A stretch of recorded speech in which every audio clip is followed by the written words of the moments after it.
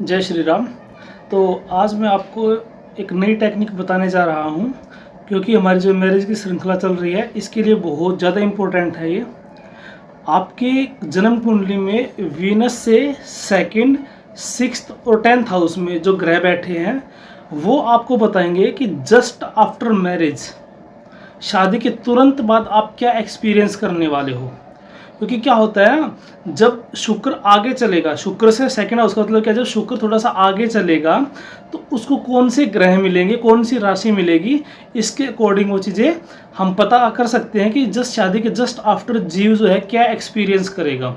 और 6 और 10 हमने क्यों लिया, क्योंकि पहली बात तो ये सेकंड हाउस के ट्राइन में आ जाएंगे। तो ये नाड़ी ज्योतिष का सूत्र है।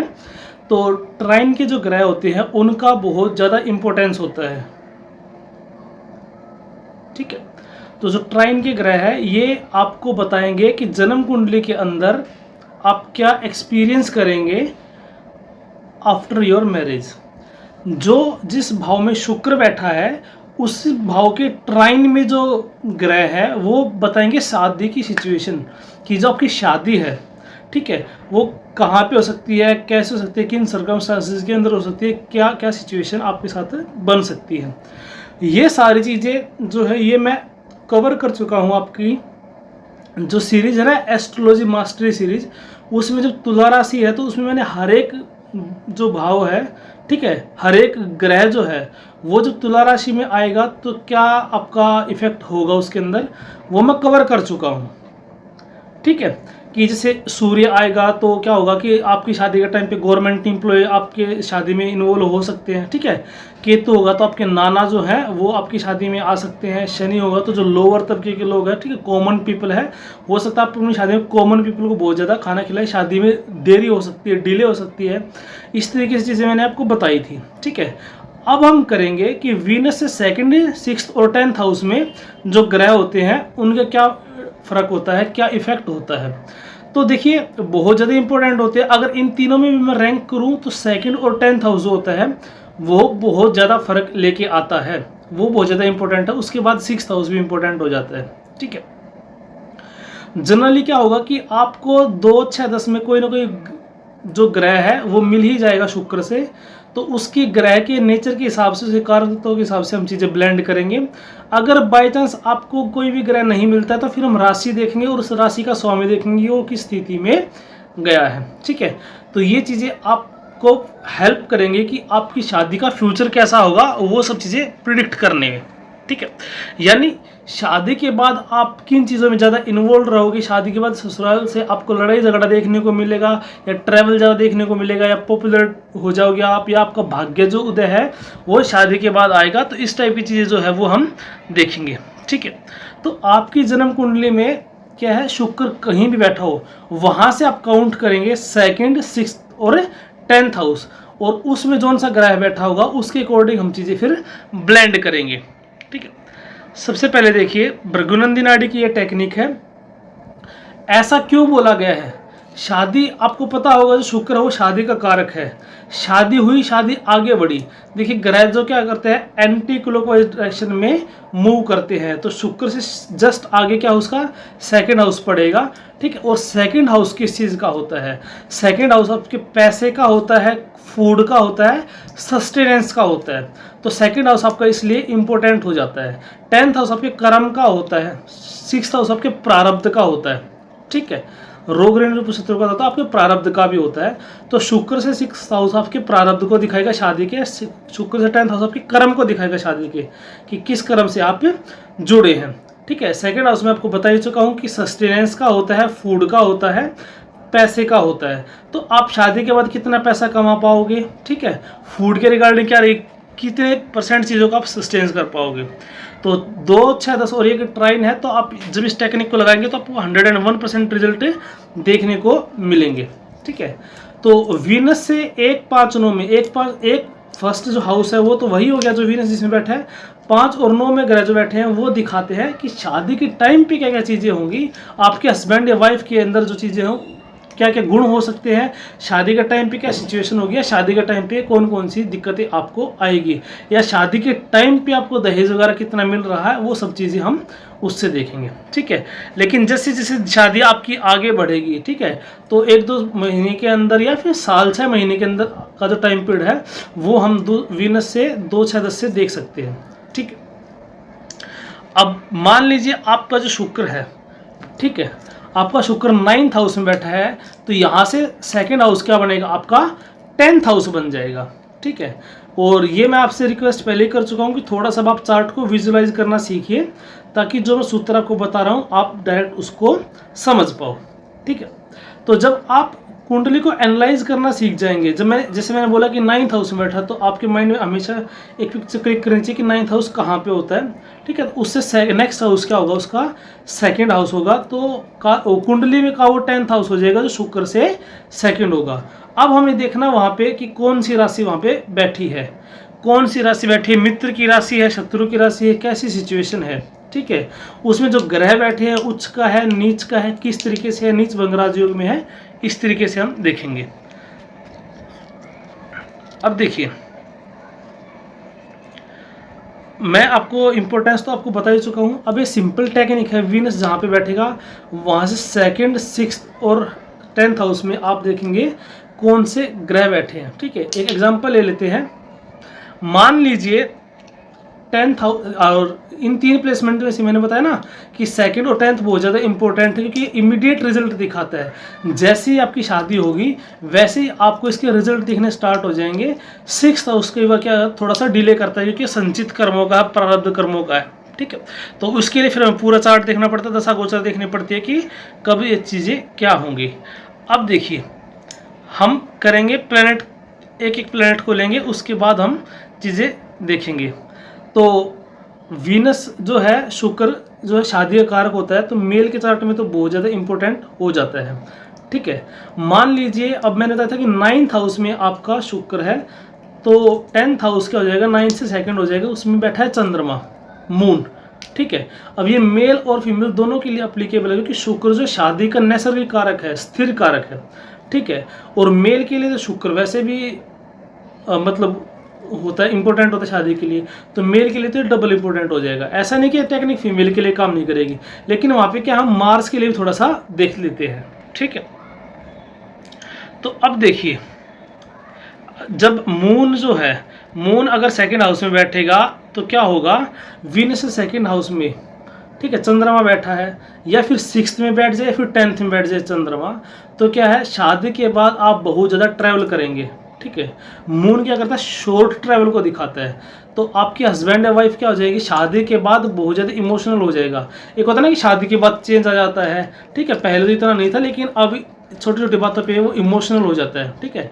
तो शादी के बाद वो पब्लिक से जुड़ना सीख जाएगा, पब्लिक के इमोशन से कनेक्ट करेगा, ठीक है। पहले वह किसी और प्रोफेशन में था, लेकिन बाद में हो सकता है उसका प्रोफेशन चेंज हो जाए, पब्लिक डीलिंग बहुत अच्छे से करने लग गया हो, पब्लिक के इमोशन समझने लग जाए, ठीक है। लेकिन फिर भी ये जो 2-3 रिजल्ट मैंने बताए हैं ना, तो एक तो पार्टनर आपका पहले से ज़्यादा इमोशनल हो जाएगा, दूसरा ट्रैवल हो जाएंगे, ठीक है। अब इसके साथ और कौन से प्लैनेट बैठे हैं वह भी बहुत बड़ा रोल प्ले करेंगे। फॉर एग्जांपल, मान लीजिए मून के साथ केतु बैठ जाए, तो शादी के तुरंत बाद आपके हस्बैंड जो है आपकी माता से अलग हो सकते हैं, ठीक है। मून और केतु साथ में बैठ जाए तो क्या कि केतु क्या separation, moon is the mother, तो शादी के जस्ट आफ्टर क्या हो जाएगा कि पत्नी के आते ही आपको अपनी मदर से सेपरेशन देखने को मिल जाए। और मान लीजिए अगर मून और जुपिटर बैठे हैं तो बहुत बड़ा ब्लेसिंग हो सकता है, वीनस से सेकंड हाउस में मून और जुपिटर, तो ऐसा इंसान बहुत ज़्यादा पॉपुलर हो जाता है, क्योंकि मून भी पॉपुलरिटी देता है। नो डाउट सूर्य नेम फेम का कारक है, सूर्य नेम फेम देता है, प्रकाश देता है, चीज़ों को फैलाता है, लेकिन चंद्रमा भी क्या है, एक लुमिनरी प्लेनेट है, ठीक है, रोशनी देता है। तो आपको पता होगा कि 2 ही प्लेनेट हमारे इसमें लुमिनरी है, एक सन और एक मून, तो चंद्रमा भी आपको नेम फेम दे सकता है। वहीं पे अगर आपको बृहस्पति जुपिटर की ब्लेसिंग मिल जाएंगी तो फिर क्या हो जाएगा, आपको बहुत बड़ा नाम मिल सकता है, किसके क्षेत्र में, ज्ञान के क्षेत्र में, ठीक है। लेकिन फिर डिपेंड भी करता है कि आपका जन्म कौन सी तिथि में हुआ है, क्योंकि आपको पता है ना कि कुछ तिथियों में चंद्रमा शुभ होता है, कुछ तिथियों में चंद्रमा अशुभ होता है, ठीक है।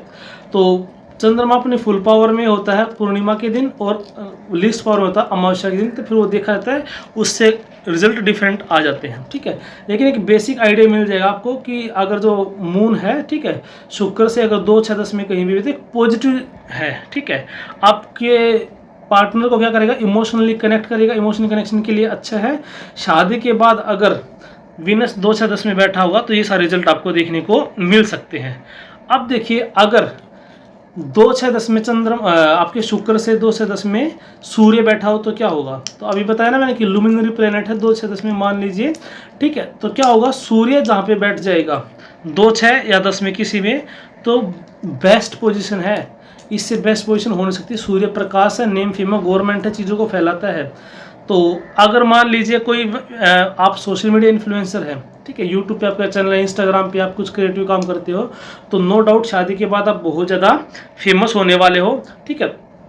और मान लीजिए आप ऑलरेडी गवर्नमेंट जॉब में हो तो आपको गवर्नमेंट से कोई पुरस्कार मिल सकता है, प्रमोशन मिल सकता है शादी के तुरंत बाद, या फिर आपकी किसी सर्कमस्टांसिस के अंदर क्या है, गवर्नमेंट जॉब लगने से पहले ही घर वालों ने शादी कर दी, तो शादी के बाद आपको गवर्नमेंट जॉब मिल सकती है, ठीक है, जस्ट आफ्टर द मैरिज। एक होता है ना कि शादी के बाद भाग खुल गए, इस तरीके से तो गवर्नमेंट जॉब मिल सकती है, ठीक है। लेकिन इसका मतलब ये नहीं कि हर आदमी की गवर्नमेंट जॉब ही लगेगी, वो इंडिविजुअल चार्ट में देखना पड़ता है गवर्नमेंट जॉब का योग है या नहीं है। लेकिन अगर चार्ट में गवर्नमेंट जॉब का योग है तो शादी जस्ट आफ्टर ये देखने को मिल सकता है। वीनस से सेकंड, 6th और 10th हाउस में सूर्य जो बहुत तरक्की देने वाला होता है, मैसिव गेन देने वाला होता है सूर्य। शादी के बाद लोग आपको जानने लगेंगे, आपकी सरकार में हो सकता है कि आप कोई पॉलिटिकल पार्टी से जुड़ जाए, कोई आप इलेक्शन भी लड़ ले, जरूर नहीं बहुत बड़ा, क्या पता गांव में सरपंच का इलेक्शन लड़े, लेकिन इस तरीके से आपको फायदा हो सकता है, ठीक है। आपके वर्क प्लेस पे आप बहुत ज़्यादा पॉपुलर हो जाओ जस्ट आफ्टर योर मैरिज, आपकी शादी के चर्चे हो, आपकी शादी के बहुत बात तक चलते हैं, ठीक है, या शादी के कारण आप फेमस हो जाओ, ये भी हो सकता है, ठीक है। क्योंकि सूर्य का एलिमेंट आ गया ना, शादी के बाद आपको आपके पार्टनर के अंदर रॉयल नेचर बढ़ने वाला है, ठीक है, क्योंकि सूर्य क्या है कि रॉयल प्लेनेट है। शुक्र से 2, 6, 10 में अगर सूर्य है तो आप शादी के बाद आपके अंदर हो सकता है थोड़ी सी ईगो ज़्यादा आ जाए, ठीक है। फिर वो चार्ट के अंदर देखा जाता है कि कैसे मैनिफेस्ट करेगा। अगर ये नेगेटिव मैनिफेस्ट करेगा तो क्या होगा, शादी के बाद आप बहुत ज़्यादा ईगोइस्टिक हो सकते हो, छोटी छोटी बातों को बुरा मानने लग जाओ, ठीक है। तो आप कई बार सोचोगे यार पहले तो ऐसा नहीं था, लेकिन अभी मेरे साथ क्या हो रहा है, तो वो क्या है, सूर्य के कारण आपको ये चीज़ें देखने को मिल सकती है। तो आपको इन चीज़ों को थोड़ा सा ध्यान रखना है। या फिर हो सकता है कि ये चीज़ें आपके पार्टनर के अंदर भी चल गए, शादी से पहले बहुत मीठी मीठी बातें करता था, हर बात पे सॉरी बोलता था, लेकिन शादी के बाद जैसे ही शादी हुई सारा बिहेवियर चेंज हो गया, आकड़ो स्वभाव हो गया, ठीक है, ईगो आ गई। ये चीज़ें भी इस तरीके से हो सकता है, लेकिन ओवरऑल क्या है, ये प्लेसमेंट बहुत अच्छी होती है। अब देखिए, अगर आपका मार्स जो है वीनस से 2nd, 6th या 10th में होगा तो क्या होगा, तो आपको क्या रिजल्ट मिल सकते हैं। देखिए, ज़रूरी नहीं है कि आपका जो मार्स है वो हमेशा लड़ाई करवाएगा, ठीक है। वीनस से नेक्स्ट हाउस में अगर मार्स है, 6th हाउस में मार्स है, ठीक है, 10th हाउस में अगर मार्स है, तो क्या हो जाएगा, किस तरीके से मैनिफेस्ट करेगा, पॉजिटिव और नेगेटिव दोनों रिजल्ट आपको ये दे सकता है। अगर यहाँ पे पॉजिटिव मैनिफेस्ट होगा तो क्या होगा, आप बहुत ज़्यादा फिजिकली एक्टिव होने वाले हो शादी के बाद। शादी से पहले आप थोड़ा आलस में रहते थे, ठीक है, शादी के बाद आपने जिम ज्वाइन कर लिया, ठीक है, ये हो सकता है शादी के जस्ट आफ्टर आपने जिम ज्वाइन कर लिया, आप फिटनेस फ्रीक हो गए, स्पोर्ट्स एक्टिविटी में इन्वॉल्व हो गए, ये क्या है, पॉजिटिव मैनिफेस्टेशन है। लेकिन कहीं ना कहीं क्या है, लड़ाई झगड़ों में आपको इन्वॉल्व कर सकता है, ठीक है। अगर फीमेल का चार्ट है तो अपनी सास ननद ससुराल वाले के साथ कुछ ना कुछ छोटे मोटे कॉन्फ्लिक्ट आपको देखने को मिल सकते हैं। लेकिन अगर मार्स और वीनस की क्लोजली कंजक्ट है, ठीक है, अगर 2nd हाउस में 10th हाउस में है तो हस्बैंड और वाइफ जो होगा ना, कपल होगा, उसमें आप में छोटी मोटी नोक जरूर होगी, लेकिन वो हमेशा साथ में रहेंगे, अलग नहीं होंगे, ठीक है। अगर वीनस से 6ठे में मार्स है तो थोड़ा सा नेगेटिव हो जाता है। देखिए, ये मैंने आपको लेट मैरिज कॉम्बिनेशन में भी बताया था कि अगर वीनस और मार्स के आपस में 6-8 का संबंध बन जाता है तो उसको बोलते हैं षडाष्टक योग, ठीक है। तो वो थोड़ा सा प्रॉब्लमेटिक हो जाता है। ये आपके लड़ाई के साथ साथ रोग को भी बढ़ावा दे सकता है, क्योंकि 6ठा भाव किसका होता है, रोग का भी होता है। तो नेगेटिव भी मैनिफेस्ट कर सकता है, कहा सुनी ज़्यादा हो सकती है। थोड़ा सा क्या होता है कि फिजिकली भी आपकी मार पिटाई हो सकती है। और अगर मार्स आपके 2nd हाउस में है तो पॉजिटिव इफेक्ट ये हो सकता है कि मेहनत से पुरुषार्थ से पैसा कमाने वाला हो सकता है, ठीक है। हो सकता है कि वो फिजिकली वर्क ज़्यादा करता हो, ठीक है। जो मेलेफिक प्लैनेट होते हैं ना, आपको पता होगा ये क्या करते हैं, लिविंग सिग्निफिकेंस को तो हार्म करते हैं, लेकिन नॉन लिविंग सिग्निफिकेंस को ये बढ़ा देते हैं। तो आपकी थोड़ी सी मानसिक शांति भंग हो सकती है, लेकिन नॉन लिविंग सिग्निफिकेंस को बढ़ा सकते हैं। ये पुरुषार्थ जो है ये आपको बढ़ा देंगे, ठीक है। आप मंगल है शादी के जस्ट आफ्टर, हो सकता है कि आप ज़मीन खरीद लें, ये भी हो सकता है। अब वो मंगल की सिग्निफिकेंस वो किस तरीके से मैनिफेस्ट कर सकती है, ये भी हो सकता है। ज़मीन से धन दौलत आपको मिल सकती है, ये भी हो सकता है, ठीक है। शादी के पास आपके पास बहुत ज़्यादा धन दौलत आता है, ठीक है। आप उसको सेव कर पाते हो, आपकी जमा पूंजी बढ़ती है, आप अपने एफर्ट से आगे बढ़ते हो, ठीक है। कालपुरुषी कुंडली में मंगल वैसे भी देखिए लग्नेश होता है, तो मंगल आपके पराक्रम को भी दिखाता है, ठीक है। लग्नेश आपकी, तो कुछ भी कहीं भी होगा, कोई सी भी लग्न कुंडली होगी, अगर मंगल एफेक्टेड है तो कहीं ना कहीं आपका लगन, आपका शरीर भी एफेक्टेड हो जाता है। कंपटीशन की भावना जागृत होती है, तो कहीं ना कहीं आप अपनी लाइफ में आगे बढ़ने वाले रहते हैं, जिम्मेवारी खुद लेने वाले बन जाते हो। अगर आपके वीनस से 2-6-10 में मंगल है तो एक कॉम्पिटिटिव फीलिंग आपके अंदर आ जाती है, कुछ अनजान शक्तियाँ आपके अंदर, आपको लगता है कि अरे अभी शादी हुई और शक्तियों का एहसास हो रहा है ना। मतलब अब मुझे कुछ लाइफ में कुछ करके दिखाना, वो इस वजह से भी हो सकता है कि अब हम 1 से 2 हो गए, आगे मुझे फ्यूचर में बच्चों को अपनी सारी सुविधाएं देनी है, अपनी लाइफ बेटर बनाना है, इसके लिए भी वो होता है। और देखिए आपको पता होगा कि मंगल जो दुश्मन में के घर में जाके उच्च का होता है, तो ऐसा व्यक्ति संघर्ष करने से नहीं डरता, फिर पूरा संघर्षशील हो जाता है। दुश्मन के घर में अपनी पावर दिखाता है ना, तो आपके वर्क प्लेस पे भी क्या कर सकता है फिर वो व्यक्ति, वर्क प्लेस पे, या जो मतलब लगता है ना कि ये काम तो मैं कर ही नहीं सकता था, अब उसी काम को एज ए चैलेंज लेके और वो उसको करके दिखाता है, ठीक है। अगर आपको वीनस से नेक्स्ट हाउस में, 10th हाउस में, 6th हाउस में मंगल मिलता है, तो कहीं ना कहीं आपके अंदर कंपटीशन की भावना बहुत अच्छी बढ़ता है, ये आपको प्रचुर मात्रा में एनर्जी प्रोवाइड करता है, ठीक है। और आप अपने सेल्फ एफर्ट से ज़िंदगी में आगे बढ़ते हैं, ठीक है। तो ये दोनों पॉजिटिव और नेगेटिव दोनों तरीके के जो रिजल्ट हैं ये आपको मिलेंगे जब मार्स जो है वो आपका वीनस से 2nd, 6th या 10th हाउस में होगा। अब हम चलिए बात कर लेते हैं मरकरी की। अगर मरकरी शुक्र से 2nd, 6th और 10th हाउस में है तो किस तरीके का रिजल्ट देगा, ठीक है। एक तरीके से मैं इसको अच्छा कॉम्बिनेशन मानता हूँ। थोड़ा हो सकता है, देखिए हर प्लेसमेंट का अपना कुछ न कुछ पॉजिटिव और नेगेटिव दोनों होता है, वो डिपेंड करता है कि आप किस संदर्भ में आप देख रहे हैं, ठीक है। जब हम और डेप्थ में बात करेंगे तो उसकी चर्चा करेंगे। तो क्या होगा, जब वीनस से 2, 6, 10 में अगर बुध बैठ जाएगा, तो कहीं ना कहीं शादी के तुरंत बाद आप नई स्किल सीखते हो, कुछ ना कुछ नया एजुकेशन कोर्स लेते हो, कुछ ना कुछ नया सीखते हो, एकदम से आपको किताबें पढ़ने का कीड़ा लग जाता है, आप बहुत ज़्यादा एक्टिव होने लगते हो, आप बिजनेस माइंडेड हो जाते हो। शादी के बाद बिजनेस बहुत अच्छा चलेगा। वीनस से नेक्स्ट हाउस में क्या, बुध आपकी बुद्धि अच्छे से काम करेगी, बिजनेस माइंड आपको बनाएगी। मान लिया आप बहुत टाइम से बिजनेस करने का ट्राई कर रहे थे, तो शादी के बाद आपको फिर वो चांस मिल सकता है, और हो सकता है कि आपका पार्टनर भी आपको उसमें हेल्प करे, ठीक है। तो आपको जल्दबाजी में शादी कर लेनी चाहिए, इसका मतलब ये नहीं है, ठीक है, कि शुक्र से अगले हाउस में बुध बैठा तो जल्दी शादी कर ले तो आपको बिजनेस में हेल्प मिलेगी, ये नहीं हो। चार्ट में और चीज़ें भी देखी जाती है, लेकिन सरफेस लेवल पे ये है कि चांस बन जाता है, ठीक है।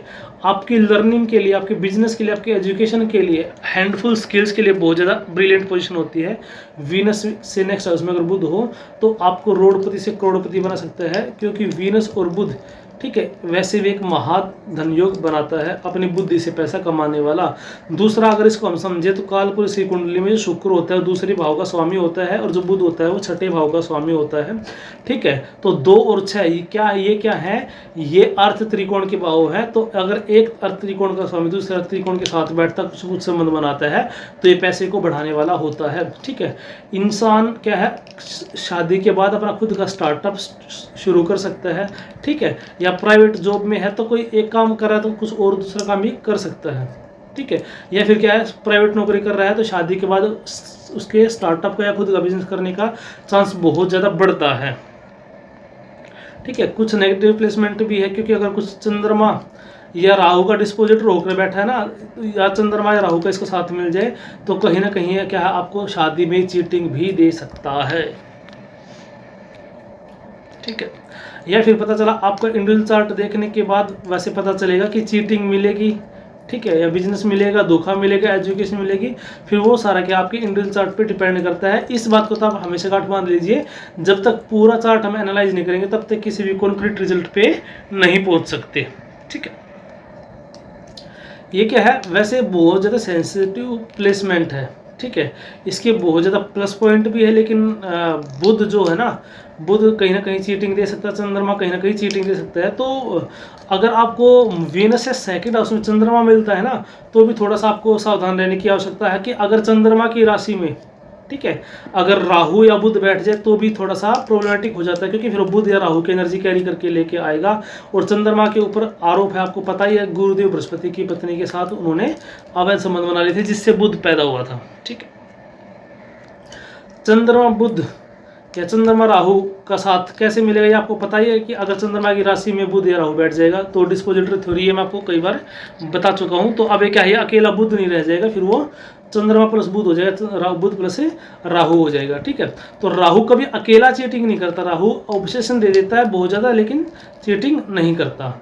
अब मान लीजिए, देखिए चीज़ें एडजस्ट इस तरीके से हो सकती है कि जुपिटर बैठ जाए तो अब एक ब्लेसिंग है। मान लिया सेकंड हाउस में बुध है, लेकिन 6 और 10 में कहीं भी अगर जुपिटर बैठ जाए तो भी वो संभाल लेगा, या उसकी जुपिटर की दृष्टि आ जाए तो भी वो संभाल लेगा। ठीक है, बुध की राशि में अगर जुपिटर बैठ जाए, सूर्य बैठ जाए, शनि बैठ जाए, ठीक है, तो क्या होगा, अच्छा कॉम्बिनेशन माना जाएगा, प्रोफेशन में अच्छी ग्रोथ करेगा, बिजनेस में अच्छी ग्रोथ करेगा। ठीक है, तो ये थे आपके रिजल्ट, बुध अगर शुक्र से 2, 6, 10 में बैठा है तो। ठीक है, उसके बाद देखिए जुपिटर जो है अगर शुक्र से 2, 6, 10 में बैठा है तो क्या हो जाएगा, तो बहुत अच्छे रिजल्ट की आप कल्पना कर सकते हैं। ठीक है, वीनस नेक्स्ट हाउस में सूर्य और जुपिटर, ये 2 ऐसे प्लेसमेंट है, इंसान को मान के चलिए रोडपति से करोड़पति बना सकती हैं। अगर कुंडली में भी योग है तो सरफेस लेवल पे बहुत अच्छा कॉम्बिनेशन बन जाता है, इंसान को बहुत ज़्यादा ग्रोथ देगा। ठीक है, इसका मल्टीप्लिकेशन ग्रोथ मिल सकती है, ऐसा नहीं कि लीनियर धीरे धीरे धीरे, बहुत अच्छी ग्रोथ मिल सकती है, एक्सपोनेंशियल ग्रोथ मिल सकती है। ठीक है, 7वें आसन पर पहुँचाने वाला ऐसा ये योग हो सकता है, क्योंकि जुपिटर ज्ञान का कारक है। ठीक है, और जुपिटर भी गुरु है, जुपिटर शुभ ग्रह है, शुक्र भी क्या है, एक शुभ ग्रह है, शुक्र भी गुरु है। तो एक देखो कितने इंटेलिजेंट माइंड आपस में मिल रहे हैं। ठीक है, तो इंसान बहुत ज़्यादा ज्ञानवान हो सकता है, धार्मिक कार्य में रुचि रखने वाला, या शादी के जस्ट आफ्टर धर्म में आपका इंटरेस्ट हो जाए। ठीक है, गुरु की खोज में निकलता है, गुरु से मिलता है, बहुत ज़्यादा धार्मिक क्रियाकलापों में इन्वॉल्व हो जाता है, मैच्योरिटी बहुत बढ़ जाती है, ज्ञान पाने की भावना बढ़ जाती है। शादी के बाद ऐसे इंसान का गुड लक राइज हो जाता है। जुपिटर जितना गुड लक कोई नहीं दे सकता, बेस्ट प्लैनेट है जुपिटर, सबसे ज़्यादा शुभ ग्रह है। जुपिटर की जो दृष्टि होती है वो अमृतमयी मानी जाती है। ठीक है, शादी के जस्ट नेक्स्ट हाउस में, यानी वीनस से क्या 2, 6, 10 में अगर जुपिटर बैठ जाए तो ऐसे इंसान का शादी के बाद भाग्य हो जाता है, उसे बहुत ज़्यादा ब्लेसिंग मिल जाती है, one of the best placement for marriage. ठीक है, तो शादी के बाद इंसान लंबी तीर्थ यात्राओं पर ज़्यादा, धार्मिक यात्राएं बहुत करता है, उसके भाग्य का साथ उसको मिलने लग जाता है। अब तक हो सकता है मान लिया घर खरीदने की कोशिश कर रहा था लेकिन घर नहीं मिल पाता, शादी के तुरंत बाद घर मिल गया, या प्राइवेट नौकरी कर रहा था गवर्नमेंट जॉब मिल गई, इस तरीके से भी, या मन की इच्छा पूरी होगी। इच्छा का मतलब ये नहीं कि कुछ भी पूरा हो जाए, लेकिन जिस चीज़ के लिए प्रयास किया जा रहा था अब उसमें सफलता मिलेगी। ये मेल और फीमेल दोनों के लिए अप्लीकेबल है। ठीक है,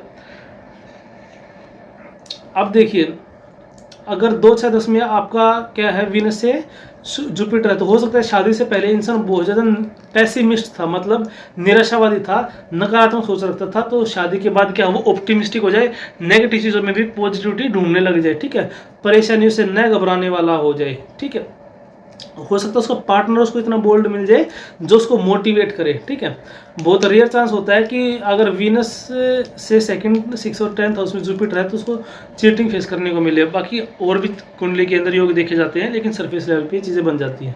देखिए आप थोड़ा सा कन्फ्यूज ये भी हो सकते हैं कि हर बार हम ये कहते हैं कि बाकी में कुंडली में और योग देखे जाते हैं, हमें सारे रूल्स पढ़ रहे हैं जब, लेकिन जब चार्ट सामने आएगा तो हमें बहुत सारी चीज़ों को एक साथ ही ब्लेंड करना पड़ेगा कि एक योग कह रहा है कि शादी के बाद भाग्ययुद्ध होगा, एक योग कह रहा है कि शादी के बाद डिवोर्स होगा, कौन सी चीज़ मैनिफेस्ट होगी, कितने टाइम बाद होगी, कौन सी का योग प्रोमिनेंट हो रहा है। फिर वो 4-5 तरीके से दिखाया, तो हमारे 4 तरीके से कह रहा है डिवोर्स होगा, एक तरीका, एक सिर्फ एक चीज़ कह रही है कि भाग्योदय होगा। तो क्या हो सकता है कि पहले अच्छा राइज हो फिर डिवोर्स हो जाए, ये भी हो सकता है। ठीक है, या क्या पहले डिवोर्स हो जाए उसके बाद फिर नेक्स्ट शादी हो उसके बाद भाग्योदय हो, तो वो सारी चीज़ें देखी जाती हैं फिर।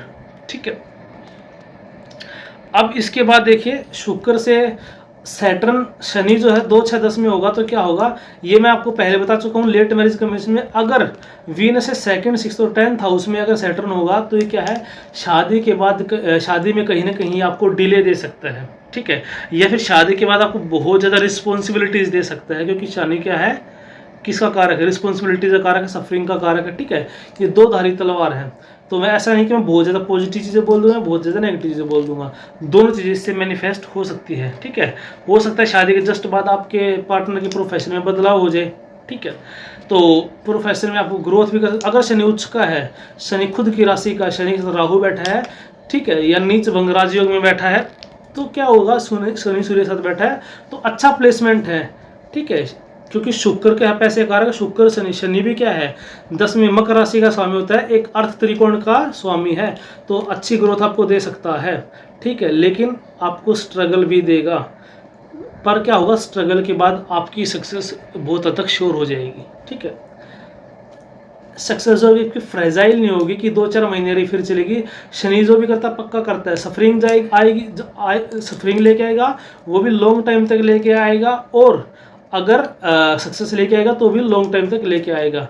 लेकिन शनि क्या है, शनि सफरिंग का कारक है, तो प्रोफेशन में बदलाव हो सकता है, ठीक है, लेकिन बदलाव पॉजिटिव भी हो सकता है कि आपके पार्टनर को अच्छी प्लेसमेंट मिलेगी कंपनी के अंदर, जिसके कारण उसने अपना करियर चेंज किया है, ठीक है। जस्ट आफ्टर आपकी मैरिज आपकी जिम्मेदारी बहुत बढ़ने वाली है, ठीक है। हो सकता है आपके 1 साल के अंदर बच्चा हो जाए और आप और ज़्यादा चीज़ों में फंस जाओ, ठीक है। आपका प्लान नहीं था बेबी होने का, लेकिन अब क्या है कि मान लिया कंसीव हो जाए, तो फिर क्या हो जाए कि चल ठीक है अब कंसीव हो गया तो हम इसको तो रखेंगे, अब हम इसको मतलब हटा नहीं सकते, मार नहीं सकते हैं, तो जिम्मेवारी आपके अंदर बहुत बढ़ सकती है, ठीक है। या और भी कोई, मान लिया ससुराल में कोई बीमार है तो आपको बहुत ज़्यादा देखभाल करनी पड़ रही है, शादी के बाद कोई बीमार हो गया आपको बहुत ज़्यादा देखभाल करनी पड़ रही है, और घर का काम भी करना पड़ रहा है, या फिर आपको शादी के बाद वर्क लाइफ बैलेंस बनाने में बहुत ज़्यादा दिक्कतें आ रही है, बहुत ज़्यादा रिस्पॉन्सिबिलिटीज आपके ऊपर बढ़ जाए, आपके वर्क उसमें प्लेस में आपकी बहुत सारी जिम्मेवारी बढ़ सकती है आपके प्रोफेशन के अंदर, या आपके पार्टनर के प्रोफेशन के अंदर। तो इसीलिए मैं कह रहा हूँ कि ये क्या है कि 2 धारी तलवार है, 50-50 कॉम्बिनेशन है, अच्छा भी और बुरा भी दोनों रिजल्ट ये दे सकता है। कहीं ना कहीं स्ट्रगल देगा तो क्या हो जाएगा, सेपरेशन भी दे सकता है, ठीक है। सेपरेशन एलिमेंट किसके अंदर होता है, वैसे केतु के अंदर सेपरेटिव एलिमेंट होता है, और सूर्य के अंदर और शनि के अंदर। वैदिक ज्योतिष क्या मानता है, शनि, सूर्य और राहु के अंदर सेपरेटिव एलिमेंट होता है, लेकिन हम मंगल और केतु के थोड़ा सा सेपरेटिव एलिमेंट मानते हैं। तो मंगल साथ में बैठ जाए, मंगल कुछ एस्पेक्ट हो जाए, मंगल शुक्र के साथ बैठ जाए, ठीक है, ठीक है, तो क्या हो जाएगा, अब ये शनि लड़ाई करने वाला भी बन सकता है। मान लिया मंगल जो है शनि की राशि में बैठ जाए, मंगल मकर राशि में बैठ जाए, ठीक है, तो उच्च का हो गया एक, तो अब उसका डिस्पोजिटर कौन है, शनि है, तो शनि अब मंगल की ऊर्जा लेके आया है, तो सफरिंग कैसे हो जाएगा, सिर्फ मानसिक पीड़ा नहीं, अब वो क्या नाम है, शारीरिक हाथापाई भी हो सकती है, इस तरीके से भी चीज़ें मैनिफेस्ट हो जाती हैं, ठीक है। अब हम बात कर लेते हैं राहु की, कि राहु जब शुक्र से 2 से 10 में बैठ जाएगा तो कैसा फल देगा। तो देखिए, अगर आपका राहु जहाँ भी वीनस बैठे आपको काउंट करना है वहाँ से, ठीक है, तो 2-6-10 में अगर राहु बैठता है तो क्या होगा, कहीं ना कहीं आपको मैसिव फेम दे सकता है। राहु क्या करता है, चीज़ों को बढ़ाता है, ठीक है, और शुक्र भी आपको फेम देता है। इसके ऊपर मैं एक सेपरेट वीडियो बनाऊंगा, ठीक है। एकदम से रात आपने देखा होगा ना कि शादी के बाद कपल हनीमून पे गया और कोई क्लिप वायरल हो गई, इंस्टाग्राम पे फ्लोर बहुत ज़्यादा बढ़ गए, ठीक है। वीनस से नेक्स्ट हाउस में राहु, एकदम से लॉटरी लग जाती है वीनस से नेक्स्ट हाउस में राहु। वीनस क्या, शुक्र क्या, पैसे का कारक, और शुक्र और राहु बहुत अच्छा मैसिव वेल्थ दे सकता है आपको, ठीक है। कुछ ना कुछ ऑनलाइन आप क्रिएटिव काम करते हो, वो काम आपको बहुत ज़्यादा चल जाता है, ठीक है, तो आपको ऑनलाइन काम करने की भूख बढ़ जाती है, ऑनलाइन पैसा कमाने की चाहत आपकी बढ़ जाती है, ठीक है। आपको लगने लगता है कि आपकी पार्टनर की सैलरी उतनी नहीं है, अब आपको उनको बैकअप करना चाहिए, तो हो सकता है वाइफ भी क्या है, फिर किसी न किसी इसमें इन्वॉल्व हो जाए, ठीक है। तो कुछ ना कुछ आपकी डिजायर पैदा होने लगती है आपके अंदर कि ठीक है मुझे अपने हस्बैंड को सपोर्ट करना है, ठीक है। आपको पार्टनर के बहुत ज़्यादा, ठीक है, पोजेशन भी देगा, बेइंतहा प्यार करने वाला, बहुत ज़्यादा प्यार करने वाला भी हो सकता है अपने वाइफ के लिए, अपने पति के लिए, ठीक है।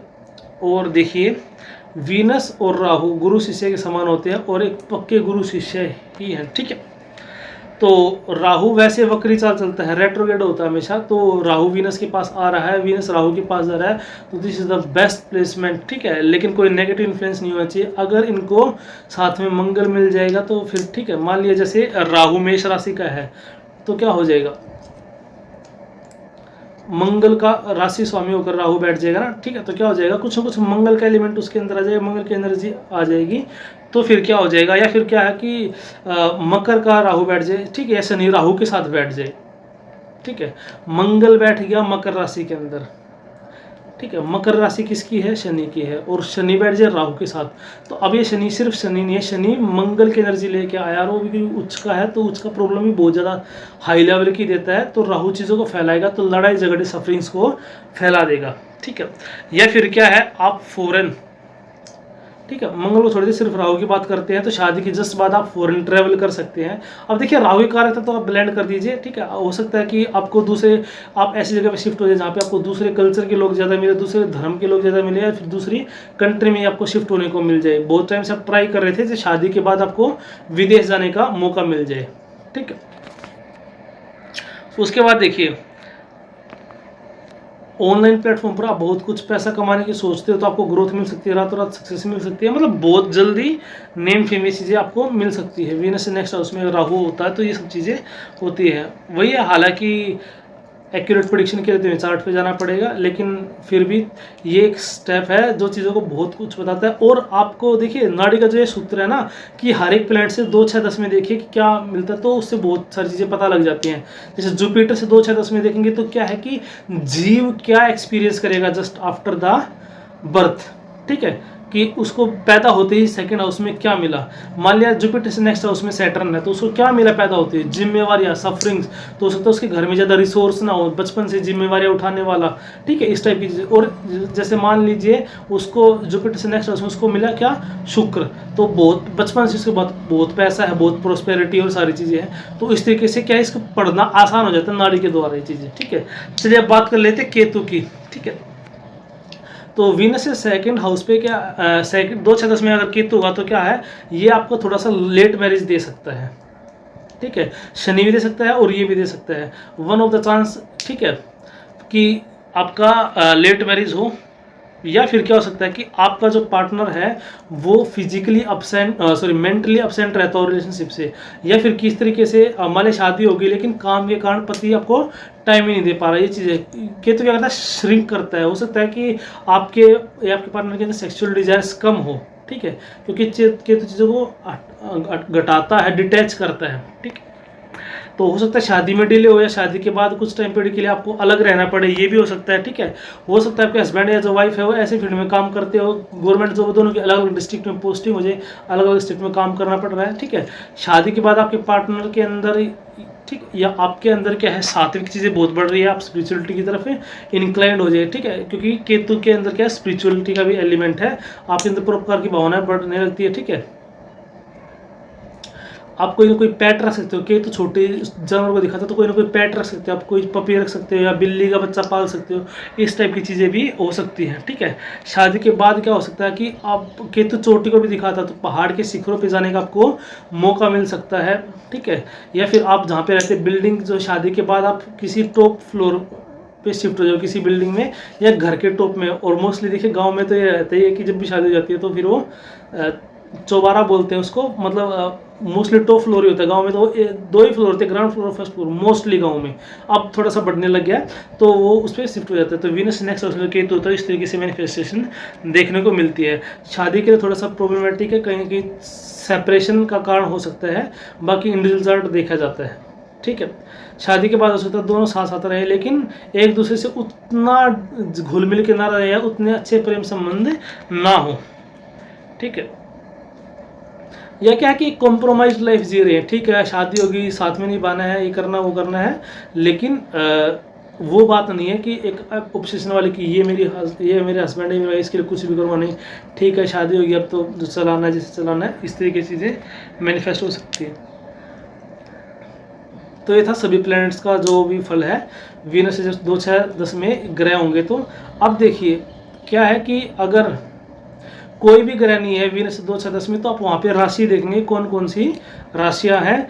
ठीक है, मान लिया वीनस नेक्स्ट हाउस में क्या है, कन्या राशि है, तो हम देखेंगे बुध कहाँ गया है, बुध की क्या स्थिति है, फिर उसके अकॉर्डिंग भी हम चीज़ें ब्लेंड कर सकते हैं। ठीक है, तो ये था आपका वीनस से 2-6-10 में अगर जो ग्रह होंगे उनसे क्या फल मिलेगा, क्या इफेक्ट आ सकता है। उम्मीद करता हूँ आपको बहुत कुछ सीखने को मिला होगा, और आप यहाँ तक आए हैं तो ये भी उम्मीद ही करता हूँ कि आपको चीज़ें पसंद आ रही होंगी। हाँ, एक चीज़ का मैं दावा 100% तो नहीं करता, लेकिन 99% ये करता हूँ। अभी तक तो नहीं, लेकिन आने वाले समय में आप देखेंगे जितना ऑर्गेनाइज्ड मैटर मैं दे रहा हूँ एस्ट्रोलॉजी के ऊपर, आपको शायद कहीं देखने को नहीं मिलेगा। ठीक है, कुछ चीज़ें कहीं हैं, कुछ चीज़ें कहीं हैं, हालांकि प्लेलिस्ट अवेलेबल है, लेकिन वो आपको कंफ्यूज करने वाली है। एक कॉन्सेप्ट आपने कुछ पढ़ा, एक कॉन्सेप्ट आपने कुछ पढ़ा, उसके बेस पे आप प्रिडिक्शन के लिए नहीं जा पाओगे। ठीक है, जब आप सीक्वेंस वाइज चीज़ों को पढ़ोगे ना, तभी आप उसके अंदर उकर पाओगे। ये मैरिज का पोर्शन मैंने इसलिए उठाया था कि आपको थोड़ा सा इंटरेस्टिंग भी लगे, और उसका बेसिक मैं आपको पहले ही करवा चुका हूँ। अब मुझे लगता कोई भी बात ऐसी है जो आपके सर के ऊपर जा रही होगी, अगर आपने क्रमशः सीक्वेंस वाइज मेरे पार्ट को पढ़ा होगा, जो मैंने एस्ट्रोलॉजी मास्टरी की सीरीज कर रखी है। हालांकि उसमें भी मैं बहुत जल्द वीडियो डालने वाला हूँ। ब्लैंक चार्ट का जो प्रेडिक्शन मैंने करवाया था, ठीक है, उसके रिगार्डिंग मैं उसको और आगे बढ़ाने वाला हूँ वो बहुत जल्द। और ये मैरिज का सीक्वेंस जो है ये भी साथ साथ पैरेलली रहेगा, तो इसमें भी मैं उम्मीद करता हूँ बहुत कुछ आपको सीखने को मिला होगा कि मैरिज का स्टार्टिंग कहाँ से करते हैं, कैसे देखते हैं।